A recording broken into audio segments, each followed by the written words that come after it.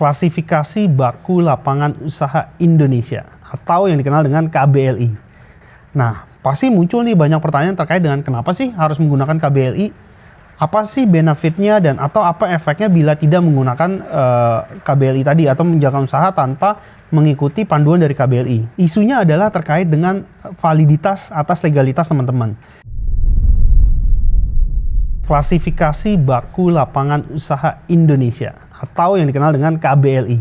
Apa sih KBLI? Wah, mungkin teman-teman pelaku usaha udah mulai familiar nih dengan istilah tersebut gitu ya, baik yang mungkin masih perorangan atau sudah memiliki badan usaha, atau bahkan yang mungkin sudah 5 tahun lalu sudah mendirikan badan usaha atau PT perusahaan terbatasnya, sekarang pasti familiar banget nih dengan klasifikasi Baku Lapangan Usaha Indonesia atau KBLI tadi. Nah, KBLI ini menjadi begitu penting nih buat teman-teman pelaku usaha saat ini karena itu merupakan klasifikasi atas bidang-bidang usaha yang teman-teman bisa pilih atau pergunakan gitu. Jadi buat teman-teman yang ingin menjalankan kegiatan usaha harus memastikan bahwa sudah memiliki atau memilih bidang usaha yang uraiannya sudah tercantum di dalam KBLI.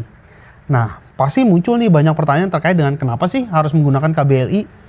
Apa sih benefitnya dan atau apa efeknya bila tidak menggunakan KBLI tadi atau menjalankan usaha tanpa mengikuti panduan dari KBLI? Nah, isunya adalah terkait dengan validitas atas legalitas teman-teman. Karena sekarang sudah berlaku ketentuan perizinan terpadu secara elektronik melalui sistem OSS, di mana seluruh perizinan, baik perizinan daerah dan maupun perizinan terpusat, itu diterbitkannya oleh OSS. Nah, OSS ini bagaimana sih dia mengidentifikasikan atau mengkodifikasikan mengenai usaha yang teman-teman lakukan? Nah, mereka melakukannya adalah melihat dari 4 digit nomor unik yang ada di dalam KBLI tadi. Nah, jadi 5 digit nomor unik ini tuh memiliki uraiannya masing-masing. Nah, dari uraian itu pun teman-teman bisa memahami nih, oh ternyata saya melakukan, contohnya ya, teman-teman melakukan perdagangan pakaian gitu. Teman-teman melakukan kegiatan usaha di bidang fashion.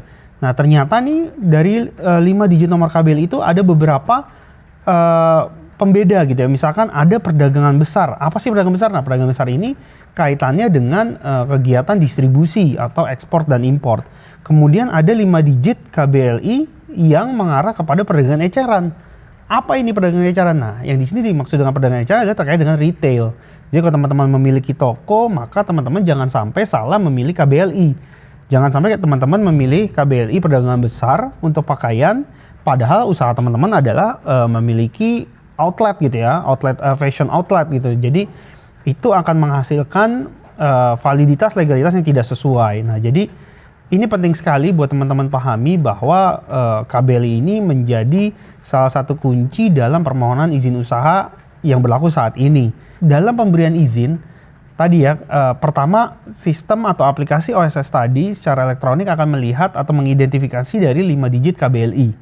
Nah, 5 digit KBLI ini selain memberikan uraian mengenai kegiatan usaha, dia juga menentukan mengenai skala resiko.